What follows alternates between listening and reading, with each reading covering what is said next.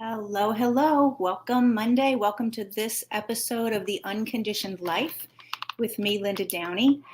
We are streaming in multiple places. I would love for you to say hello if you're listening live. If you're listening later to the replay, please also say hello. And please ask any questions or leave any comments if something occurs to you, if you have a thought, if you have experience with what I'm talking about. I would love to hear your input too. So with that being said, let's dive in. So today, what I wanted to speak about was the two really important things that are going to make a difference around whether you're experiencing life from a place of fear. So a lot of people in my groups and in my world that I participate with on Facebook, a lot of people express having fear. They're fearful about either the future, they're fearful about their health, they're fearful about money, all of the things that might show up. So fear is a very prevalent life experience for a lot of people. And I don't know if you've ever heard of it this way, but fear and love are the opposite of each other. So we're always either in love or we are in fear. Now, it doesn't mean, of course, that you don't have love for people and experience love when you're feeling afraid. Of course you do. But when you're in fear, you're not really experiencing in that moment love. You're not feeling the expression of love. And so why are so many people stuck in fear? And it's going to come down to really these two key pieces that I would love for you to understand so that you can look into your life and see, how does that relate to me? Okay, so when we are being grown up, when we are being developed as a human being from birth up until we become an adult, those formative years, when we're really young in our childhood years, there's certain things that have to occur or certain things that will determine how life is going to show up for us, okay? Before the age of about 7 or 8, everything that happens to us is going this is how I look at it, going into the pot to determine our own significance and our feeling of security in the world. So everything that goes, and it's not like a hard number, 7, but it's around the age of 7 that we start to think differently. Before that, we're in it's called theta brain state. Children are in a very theta brain state, which means they don't have a lot of critical thinking. They just experience the world. Someone says something to them and they absorb it. The brain is just constantly absorbing what it sees. That's up until about the age of 7. When kids hit around the age of 7 or so, they start to develop the ability to determine for themselves, to maybe more critically think, not just necessarily accept at face value, right, what a grown-up says to them or something like that. Doesn't mean they're, doing adult thinking, but they start to. But whatever's happened in that age range for that child, however that shows up, is going to determine these two areas that I said, security and significance.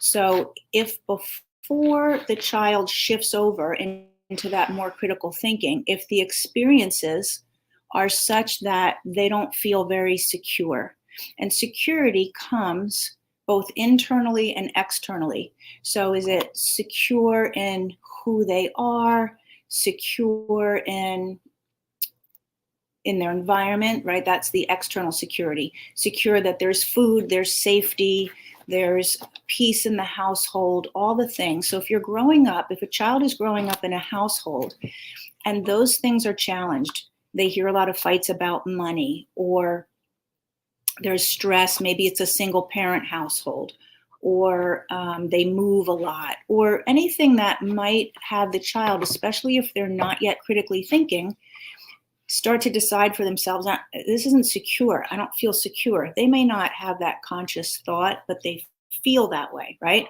So that's external environmental security and also security in being loved. Really secure that this grown-up that they're living with or grown-ups that they're living with totally love them, totally have their back no matter what they do. That's a sense of security. So that's the first thing.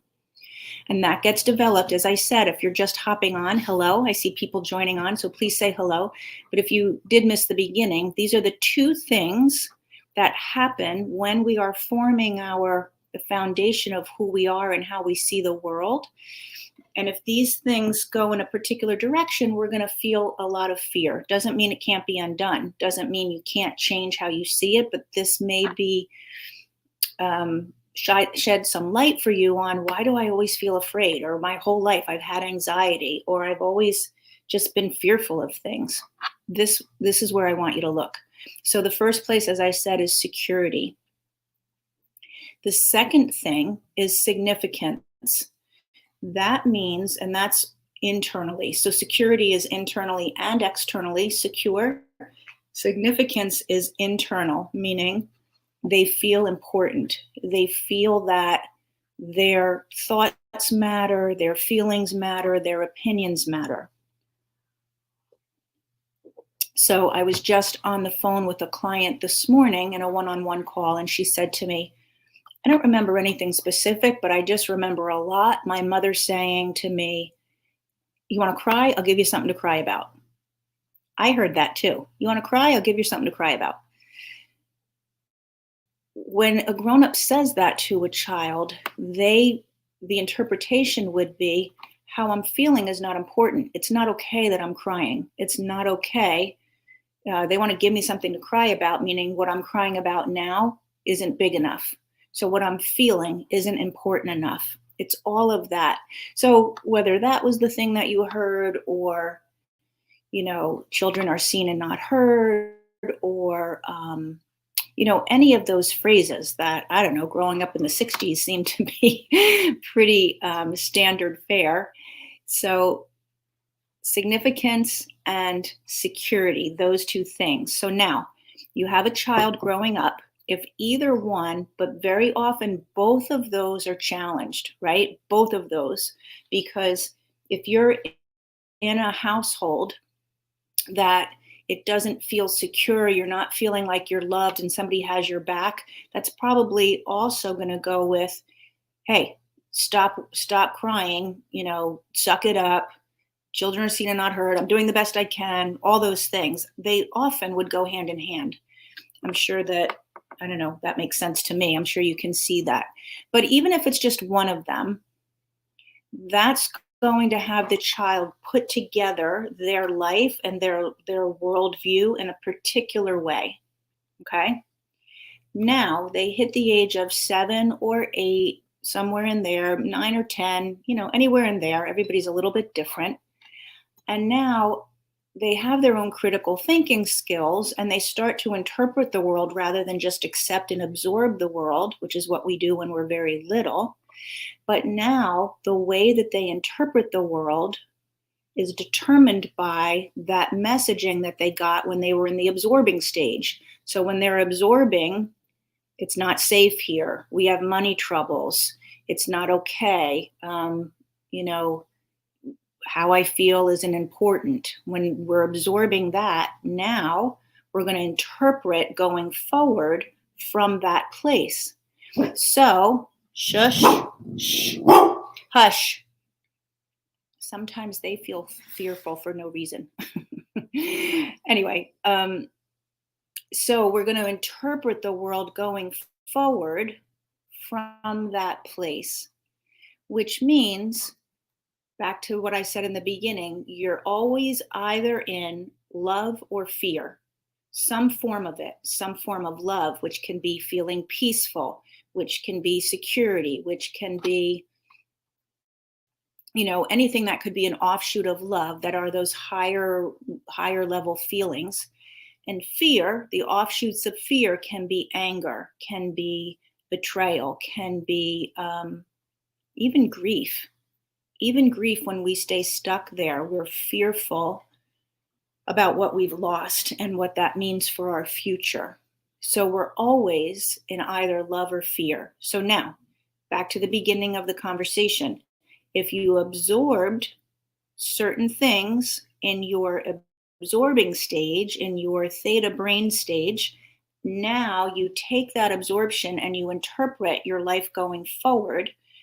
Your significance and your security are going to determine if life shows up to you free, easy, peaceful.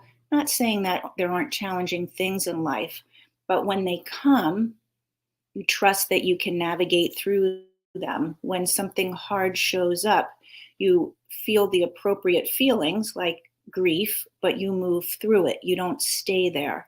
You manage your anger. You don't stay there.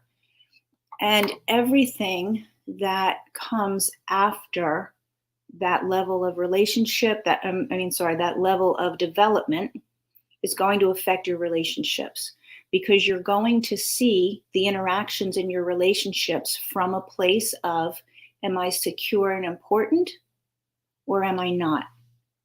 Which got developed 35 years ago, 45 years ago, but it doesn't matter. Somebody says something or is a certain way in relationship with you, you hear it and see it through that earlier interpretation. So it might be that in your relationships, there's always a level of, well, let's talk about specifics. How would that show up? If you're fearful in a relationship, you might feel like you have to control everything, right? That would be a common response. I'm afraid it's not going the way I want, or they might see me in a way I don't want. I need to control. I need to control how it goes. I need to control how they see me. I need to control the outcome. That's a fear response. Needing to control things is a fear response.